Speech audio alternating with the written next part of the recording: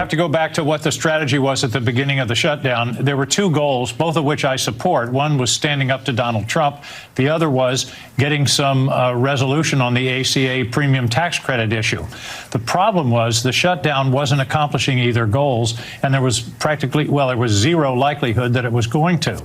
In terms of standing up to Donald Trump, the shutdown actually gave him more power. Do you wish that you would have started looking for this off-ramp sooner? You said that Republicans were never going to change in their position. I didn't fully understand how dug in they were, again, because I was so focused on the Virginia elections. I wasn't in this discussion on the healthcare to see how dug in they were. Okay, joining me now, Chloe Trapanotto, host of the Chloe Trapanotto Show. Chloe, okay, so what was this? Simply a gamble that the low-T GOP would grab its ankles like they always do, and they just didn't? Is that what it was? I think it was a sanctimonious facade. It didn't take them any time at all, and the masks are off. Every single Democrat we know and love so dearly that comes on our television screens every day is now saying the exact same thing. Our number one priority was to stop orange bad man. We really didn't care that we were making 42 million Americans suffer. We didn't care that we were hurting military families. We didn't care at all that you were going to miss your Thanksgiving dinner because you couldn't go fly to see your aunt. We just needed to beat Donald Trump. How are they so publicly admitting all of this just mere moments after the shutdown has ended? 40 days and all they have to claim is that they tried their best. They tried to stop Trump. They didn't end up getting anything in return. And all they did was hurt the American people. I think it's quite rude. Yeah, rude is actually a perfect way to put that.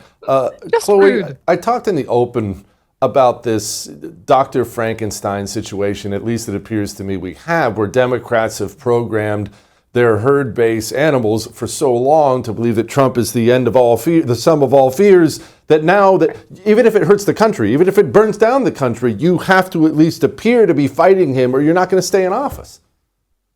Exactly. That is all they have. And whenever Trump leaves office, I have no idea what their claim is going to be. I don't know what they're going to do. Well, next they're going to try to say that J.D. Vance is Hitler, and they're going to try to make him up just as bad as Orange Bad Man. He'll be Bad Couch Man. But that's all they have right now. But I guess there is one good thing that came out of this. Americans are paying attention to civics. We're learning a little bit more about our government every time Democrats do stupid things like this. We learn that there is a filibuster and there's a threshold.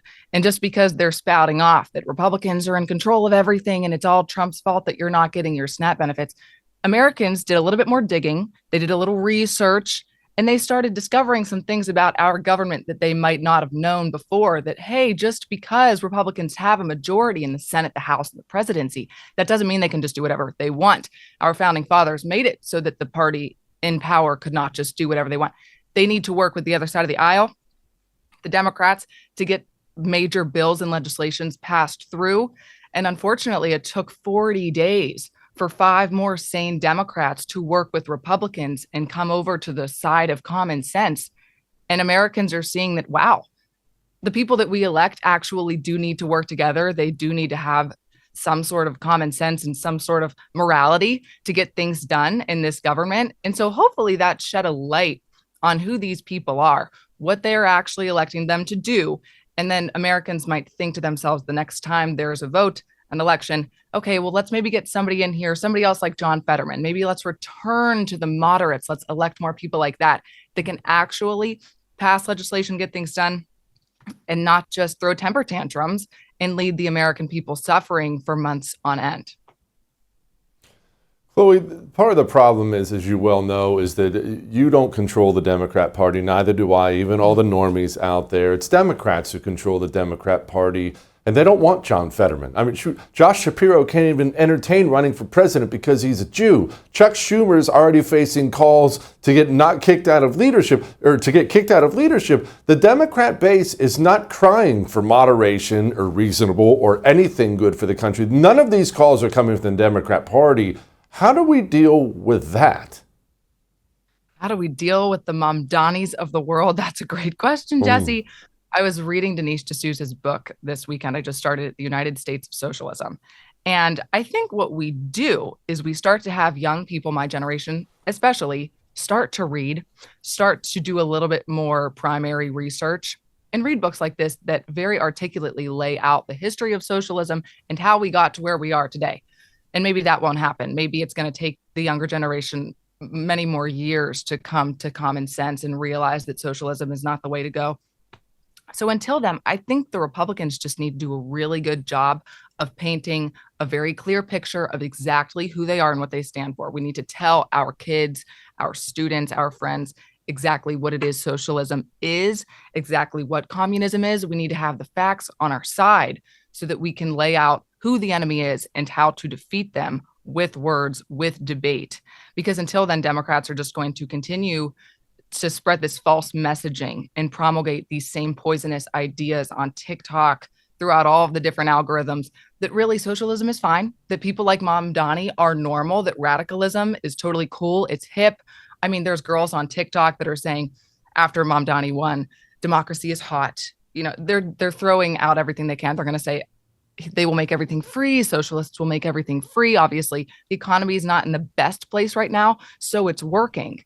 So I think Republicans are just going to have to get past that messaging, win the messaging war on different platforms like social media. We're going to have to do more of this new media stuff and just try to best articulate to Americans that that's not the way to go.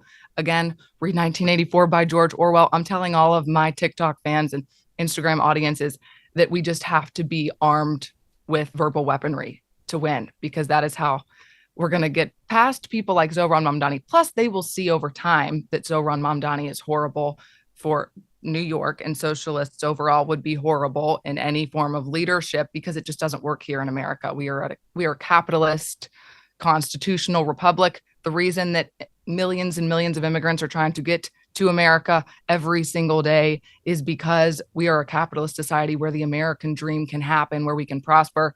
And I think the more we let socialism pervade, the more that people won't want to come here, and they will, because they're seeing that socialism does not equal prosperity. So I think over time the pendulum will swing back, but it's just going to take a lot of communication, a lot of clear messaging, and prayers, because Mamdani will ruin New York City. Yeah, I think prayers are most definitely the order of the day. How much hope should I, as a cynical, crusty old guy with gray in my beard, how much faith should I put in people realizing that communism, socialism fails? When you have cities like Chicago, they'll even go kick their mayor out and then go find a bigger scumbag and install them as mayor. The lesson across the country has not been Democrat voters learning the lesson that Democrat policies suck. In fact, I haven't seen much of that at all. I think you're right. I'm also cynical, trying to be positive on this lovely Monday, but it's hard in the wake of everything that's going on.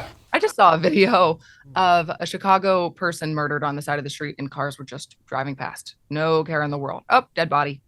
That's normal there in Chicago because the leadership is so abhorrent. To look at things glass half empty, 49 to 60% of Gen Z and young people see socialism quite favorably. So it's actually probably not going to get much better before it gets much, much worse. Obviously, Gen Z has a lot of learning to do before they start to change their tune. So the youngest generation of voters, they love socialism, they love communism. Why is that? Because they're not reading, they're getting spread very poisonous messaging through TikTok via China. And so, yep, to feed into your cynicalness, I do think it's going to get worse, but that's why people like me exist. I'm commonsensical, I'd like to think. I was raised conservative, I was raised Catholic with good parents. And so I'm going to do the best job that I can to spread to my audiences that communism, socialism, it's not the way forward. We need to return to our capitalist values. We need to love this country once again. We need to understand why it's good to go to church, why capitalism works, why our founders were geniuses who made America the way it's supposed to be. They did not foresee a man like Mamdani coming into the picture and ruining everything. So just, I think, explaining to young people why we did things the way that we did, and try to, I don't know, reroute their minds to head back to that reality. Deprogramming, if you will. Chloe, thank you. I appreciate it.